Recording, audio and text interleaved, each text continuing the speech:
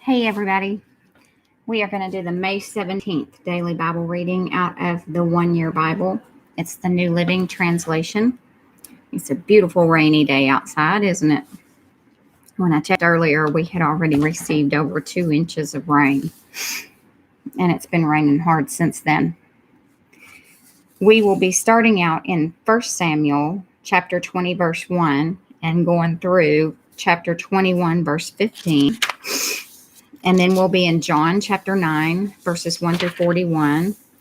Then we'll be in Psalm 113, verse 1 through chapter 114, verse 8. And then we'll be in Proverbs 15 through 17. And that will finish us up for the day. So David now fled from Naioth in Ramah and found Jonathan. "What have I done?" he exclaimed. What is my crime? How have I offended your father that he is so determined to kill me?" "That's not true," Jonathan protested. "You're not going to die. He always tells me everything he's going to do, even the little things. I know my father wouldn't hide something like this from me. It just isn't so." Then David took an oath before Jonathan and said, "Your father knows perfectly well about our friendship. So he has said to himself, 'I won't tell Jonathan. Why should I hurt him?' But I swear to you that I am only a step away from death. I swear it by the Lord and by your own soul." "Tell me what I can do to help you," Jonathan exclaimed. David replied, "Tomorrow we celebrate the New Moon Festival. I've always eaten with the king on this occasion, but tomorrow I'll hide in the field and stay there until the evening of the third day. If your father asks where I am, tell him I asked permission to go home to Bethlehem for an annual family sacrifice. If he says fine, you will know all is well. But if he is angry and loses his temper, you will know he is determined to kill me. Show me this loyalty as my sworn friend, for we made a solemn pact before the Lord. Or kill me yourself if I have sinned against your father. But please don't betray me to him." "Never," Jonathan exclaimed. "You know that if I had the slightest notion my father was planning to kill you, I would tell you at once." Then David asked, "How will I know whether or not your father is angry?" "Come out to the field with me," Jonathan replied, and they went out there together. Then Jonathan told David, "I promise by the Lord, the God of Israel, that by this time tomorrow or the next day at the latest, I will talk to my father and let you know at once how he feels about you. If he speaks favorably about you, I will let you know. But if he is angry and wants you killed, may the Lord strike me and even kill me if I don't warn you so you can escape and live. May the Lord be with you as he used to be with my father. And may you treat me with the faithful love of the Lord as long as I live. But if I die, treat my family with this faithful love, even when the Lord destroys all your enemies from the face of the earth." So Jonathan made a solemn pact with David, saying, "May the Lord destroy all your enemies." And Jonathan made David reaffirm his vow of friendship again, for Jonathan loved David as he loved himself. Then Jonathan said, "Tomorrow we celebrate the New Moon Festival. You will be missed when your place at the table is empty. The day after tomorrow, toward evening, go to the place where you hid before and wait there by the stone pile. I will come out and shoot 3 arrows to the side of the stone pile as though I were shooting at a target. Then I will send a boy to bring the arrows back. If you hear me tell him, 'They're on this side,' then you will know, as surely as the Lord lives, that all is well and there is no trouble. But if I tell him, 'Go farther, the arrows are still ahead of you,' then it will mean that you must leave immediately, for the Lord is sending you away. And may the Lord make us keep our promises to each other, for he has witnessed them." So David hid himself in the field, and when the New Moon Festival began, the king sat down to eat. He sat at his usual place against the wall, with Jonathan sitting opposite him and Abner beside him. But David's place was empty. Saul didn't say anything about it that day, for he said to himself, "Something must have made David ceremonially unclean." But when David's place was empty again the next day, Saul asked Jonathan, Why hasn't the son of Jesse been here for the meal either yesterday or today?" Jonathan replied, "David earnestly asked me if he could go to Bethlehem. He said, 'Please let me go, for we are having a family sacrifice. My brother demanded that I be there. So please let me get away to see my brothers.' That's why he isn't here at the king's table." Saul boiled with rage at Jonathan. "You stupid son of a whore," he swore at him. "Do you think I don't know that you want him to be king in your place, shaming yourself and your mother? As long as that son of Jesse is alive, you'll never be king. Now go and get him so I can kill him." "But why should he be put to death?" Jonathan asked his father. "What has he done?" Then Saul hurled his spear at Jonathan, intending to kill him. So at last Jonathan realized that his father was really determined to kill David. Jonathan left the table in fierce anger and refused to eat on that second day of the festival, for he was crushed by his father's shameful behavior toward David. The next morning, as agreed, Jonathan went out into the field and took a young boy with him to gather his arrows. "Start running," he told the boy, "so you can find the arrows as I shoot them." So the boy ran, and Jonathan shot an arrow beyond him. When the boy had almost reached the arrow, Jonathan shouted, "The arrow is still ahead of you. Hurry, hurry, don't wait." So the boy quickly gathered up the arrows and ran back to his master. He, of course, suspected nothing. Only Jonathan and David understood the signal. Then Jonathan gave his bow and arrows to the boy and told him to take them back to town. As soon as the boy was gone, David came out from where he had been hiding near the stone pile. Then David bowed 3 times to Jonathan with his face to the ground. Both of them were in tears as they embraced each other and said goodbye, especially David. At last, Jonathan said to David, "Go in peace, for we have sworn loyalty to each other in the Lord's name. The Lord is the witness of a bond between us and our children forever." Then David left, and Jonathan returned to the town. Chapter 21, verse 1. David went to the town of Nob to see Ahimelech the priest.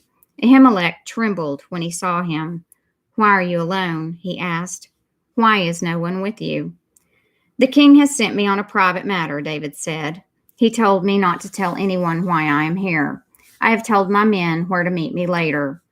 Now what is there to eat? Give me 5 loaves of bread or anything else you have." "We don't have any regular bread," the priest replied, "but there is the holy bread, which you can have if your young men have not slept with any women recently." "Don't worry," David replied. "I never allow my men to be with women when we are on a campaign. And since they stay clean even on ordinary trips, how much more on this one?" Since there was no other food available, the priest gave him the holy bread, the bread of the presence that was placed before the Lord in the tabernacle. It had just been replaced that day with fresh bread. Now Doeg the Edomite, Saul's chief herdsman, was there that day, having been detained before the Lord. David asked Ahimelech, "Do you have a spear or a sword? The king's business was so urgent that I didn't even have time to grab a weapon." "I only have the sword of Goliath, the Philistine, whom you killed in the valley of Elah," the priest replied. "It is wrapped in a cloth behind the ephod. Take that if you want, for there is nothing else here." "There is nothing like it," David replied. "Give it to me." So David escaped from Saul and went to King Achish of Gath. But the officers of Achish were unhappy about his being there. "Isn't this David, the king of the land?" they asked. "Isn't he the one the people honor with dances, singing? Saul has killed thousands, and David his 10,000s. David heard these comments and was very afraid of what King Achish of Gath might do to him. So he pretended to be insane, scratching on doors and drooling down his beard. Finally, King Achish said to his men, "Must you bring me a madman? We already have enough of them around here. Why should I let someone like this be my guest?" We now go to John chapter 9, verse 1 through 41. As Jesus was walking along, he saw a man who had been blind from birth. "Rabbi," his disciples asked him, "why was this man born blind? Was it because of his own sins or his parents' sins?" "It was not because of his sins or his parents' sins," Jesus answered. "This happened so the power of God could be seen in him. We must quickly carry out the task assigned us by the one who sent us. The night is coming, and then no one can work. But while I am here in the world, I am the light of the world." Then he spit on the ground, made mud with the saliva, and spread the mud over the blind man's eyes. He told him, "Go wash yourself in the pool of Siloam." Siloam means sent. So the man went and washed and came back seeing. His neighbors and others who knew him as a blind beggar asked each other, "Isn't this the man who used to sit and beg?" Some said he was, and others said, "No, he just looks like him." But the beggar kept saying, "Yes, I am the same one."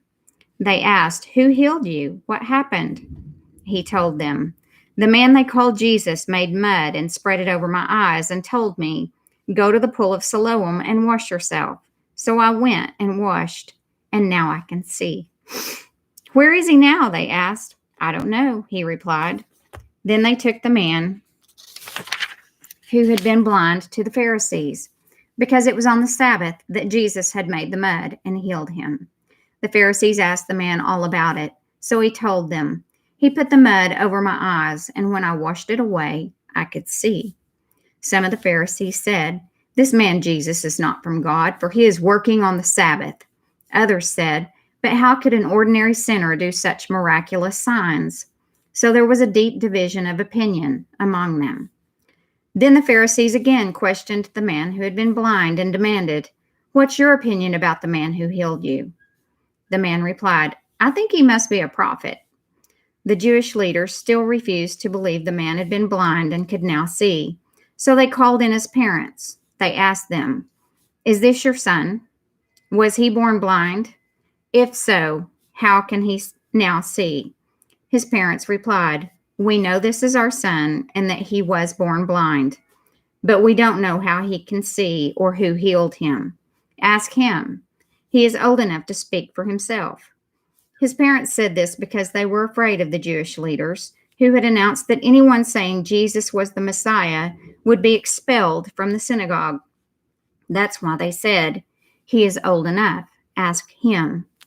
So for the second time, they called in the man who had been blind and told him, "God should get the glory for this, because we know this man Jesus is a sinner."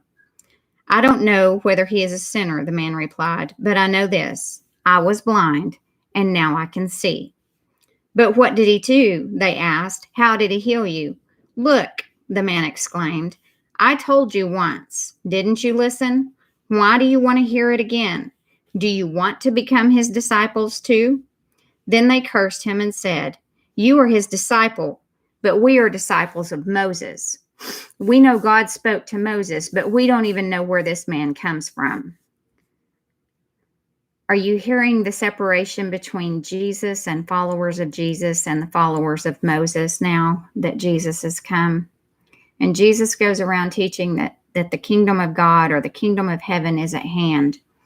And he's bringing in the period of grace, whereas Moses brought in the period of the law.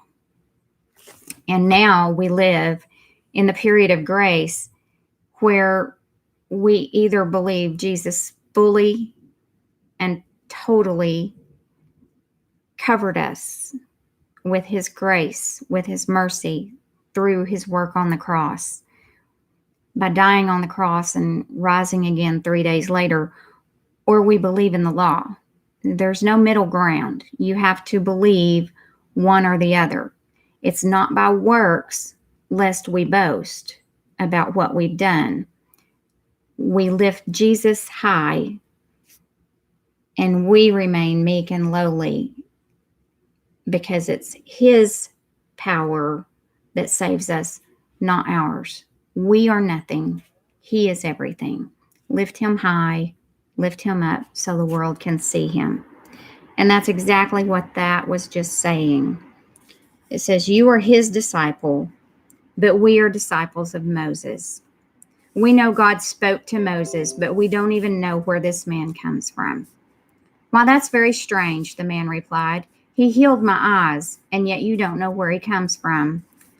We know that God doesn't listen to sinners, but he is ready to hear those who worship him and do his will.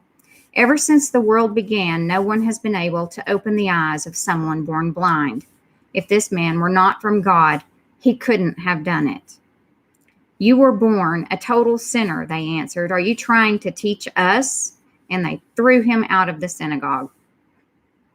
When Jesus heard what had happened, he found the man and asked, Do you believe in the Son of Man? The man answered, Who is he, sir? I want to believe in him. You have seen him, Jesus said, and he is speaking to you. Yes, Lord, I believe, the man said, and he worshiped Jesus. Then Jesus told him, I entered this world to render judgment, to give sight to the blind, and to show those who think they see that they are blind. Some Pharisees who were standing nearby heard him and asked, Are you saying we're blind? If you were blind, you wouldn't be guilty, Jesus replied, but you remain guilty because you claim you can see. Now we go to Psalm 113, verse 1. Praise the Lord. Yes, give praise, O servants of the Lord. Praise the name of the Lord. Blessed be the name of the Lord now and forever. Everywhere from east to west, praise the name of the Lord. For the Lord is high above the nations. His glory is higher than the heavens. Who can be compared with the Lord our God, who is enthroned on high? He stoops to look down on heaven and on earth. He lifts the poor from the dust and the needy from the garbage dump. He sets them among princes, even the princes of his own people. He gives the childless woman a family, making her a happy mother. Praise the Lord. Chapter 114, verse 1. When the Israelites escaped from Egypt, when the family of Jacob left that foreign land, the land of Judah became God's sanctuary, and Israel became his kingdom.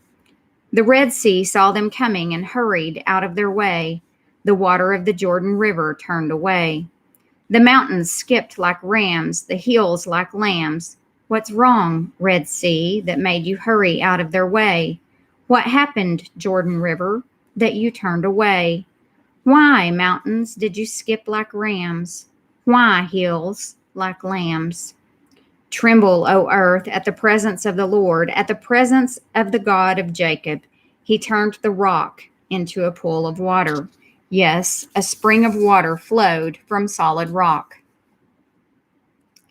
Now we go to Proverbs 15 through 17.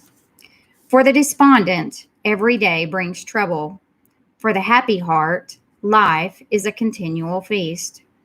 Better to have little with fear of the Lord than to have great treasure and inner turmoil. A bowl of vegetables with someone you love is better than steak with someone you hate. And that concludes the May 17th Daily Bible Reading. Thanks so much for joining in, and I'll see you again tomorrow.